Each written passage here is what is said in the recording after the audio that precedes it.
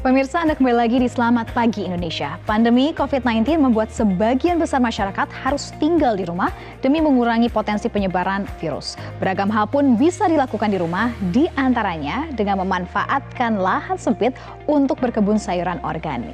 Selain bisa mengisi waktu luang dengan kegiatan yang produktif, hasilnya pun bisa langsung digunakan untuk kebutuhan rumah tangga. Memanfaatkan lahan sempit di rumahnya, Suharto menggunakan barang bekas sebagai media tanam. Seperti ada polybag, botol air mineral bekas, hingga aneka perkakas bekas lainnya. Semua ia susun rapi di perkarangan rumah yang tidak terlalu luas. Bibit tanam diperoleh dari toko pertanian, sementara pupuk dibuat oleh warga Semarang, Jawa Tengah ini dari limbah sampah rumah tangga. Guru keterampilan di TK dan SMP ini memilih sayuran dengan masa tanam jangka pendek, yaitu 2 hingga 3 minggu. Seperti ada cabai, terong, tomat, kacang panjang, kangkung, bayam, sawi, hingga daun seledri. Hasilnya dapat memenuhi kebutuhan pangan keluarga dan juga lingkungan sekitar rumahnya di tengah pandemi COVID-19. Sebenarnya apa yang membuat Suharto memilih berkebun di waktu senggangnya? Langsung saja kita akan bahas selengkapnya bersama Pak Suharto langsung dari Semarang, Jawa Tengah. Selamat pagi Pak Harto, apa kabar Pak? Selamat pagi Mbak. Baik Mbak, sehat walafiat semuanya Mbak. Sehat walafiat. Nah Pak Harto, tadi kita sudah lihat nih cuplikannya sedikit kegiatan Pak Harto berkebun di rumah. Tapi sebenarnya Pak Harto sendiri sudah mulai berkebun sejak berapa lama sih dan bagaimana cerita mulainya berkebun di rumah? Iya, saya berkebun di rumah sudah kurang lebih sekitar 2 tahun, yang pada saat itu memanfaatkan waktu luang di rumah, di sela-sela tidak ada kegiatan rutinitas pekerjaan. Kemudian saya melihat ada beberapa media yang bisa saya pakai untuk kegiatan bertanam, yang tadi diantara yang sudah kita sebutkan, ada botol aqua, ada kaleng bekas cat, seperti itu. Kemudian memanfaatkan lahan kosong sempit yang ada di rumah itu saya manfaatkan semaksimal mungkin untuk bercocok tanam sayuran Mbak. Itu Mbak yang saya kerjakan selama ini. Apalagi ini pada saat masa lockdown ya, COVID ini, saya lebih insentif lagi, lebih intensif lagi untuk melakukan kegiatan positif ini Mbak.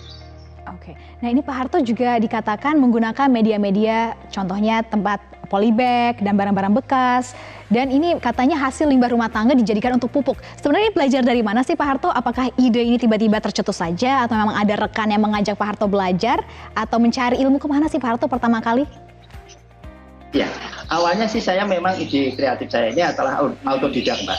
Saya lakukan berdasarkan saya melihat barang-barang itu yang oleh orang itu dikatakan limbah, tapi bagi saya ini adalah sesuatu yang bisa membawa berkah. Karena apa? Itu bisa saya manfaatkan untuk media tanam atau masih bisa berfungsi untuk hal-hal yang lain. Dan ini pernah kita lakukan mendapatkan satu penghargaan, Mbak, yaitu rekor prestasi Indonesia dunia dicatat oleh Lebrit.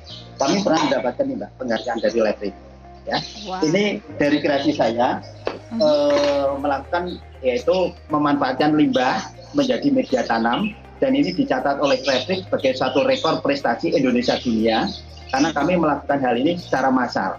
Ini sekali lagi saya juga terima kasih kepada Lebrit yang telah memperhatikan kegiatan positif ini. Sekaligus ini menjadikan edukasi ibu-ibu di ini Mbak, di Perumahan Korpri Sambiroto, khususnya di RW 8 oleh Bapak Ketua RW kami dan Bu Ketua RW kami mensupport kegiatan ini Mbak. Iya Mbak. Oke. Berarti benar-benar juga mengajak teman-teman dan juga warga sekitar untuk bisa produktif seperti yang mendapatkan penghargaan Pak Harto tadi ya Pak ya. Tetapi untuk tanamannya ini apa saja Pak? Hasil produksinya langsung dirasakan oleh Pak Harto dan juga warga sekitar. Ada apa aja nih?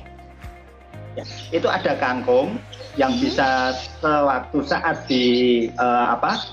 dipanen, kemudian ada sawi, kemudian ada seledri, kemudian ada pakcoy, ada bayam, ya, ada tomat, ada terong, kemudian ini di belakang kita ini yang segar-segarnya ada buah tin, Mbak, ya. Ini buahnya bisa dimanfaatkan, daunnya juga demikian pula. Jadi insya Allah semua yang menjadi kebutuhan di dapur ibu-ibu ini kita berikan edukasi untuk menanam dan sifatnya kita, Mbak, istilahnya kayak barter. Kita punya bibit apa, ibu yang lain punya bibit apa, kita saling berbagi, kita saling memberi, sehingga nanti akan lengkap setiap ibu-ibu atau keluarga itu mempunyai tanaman yang bermacam-macam gitu Mbak. Jadi saling melengkapi ya Pak Harto. Nah tapi Pak Harto, kan Pak Harto belajar untuk menanam bercocok tanam ini otodidak.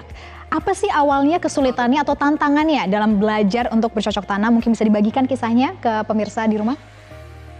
Iya, sebenarnya untuk tantangan atau istilahnya kendala itu sebenarnya tidak ada Mbak. Hanya kendalanya itu ada kemauan atau tidak. Ini, ya makanya saya berusaha untuk memberikan edukasi kepada ibu-ibu di warga kami, ya khususnya di RW 8 ini. Setiap RT mengirimkan perwakilannya untuk saya berikan edukasi. Memang tidak mudah Mbak, kami harus memberikan contoh dulu. Saya harus menanam dulu, kemudian ada hasil, kemudian hasil itu kita bagi-bagi dulu. Nah, dari sini kemudian kita memberikan edukasi cara bertanam, baik medianya, bibitnya, dan sebagainya. Dan alhamdulillah ini tidak ada kendala. Kemudian kita sebagai tambahan ilmu, memang kita belajar dari YouTube, ya kita cara-cara bercocok tanam yang simpel, yang mudah, kemudian kita bagikan kepada ibu-ibu. Demikian Mbak untuk istilahnya pengembangannya. Berarti tantangan kesulitan tidak ada, tetapi kembali lagi kemauan ya untuk belajar, keinginan ya Pak Harto. Tetapi kalau gitu, kalau tantangan tidak ada, apa sih Pak yang harus dipersiapkan untuk kita bisa memulai bercocok tanam? Apakah dari bibitnya kah kita cari atau seperti apa?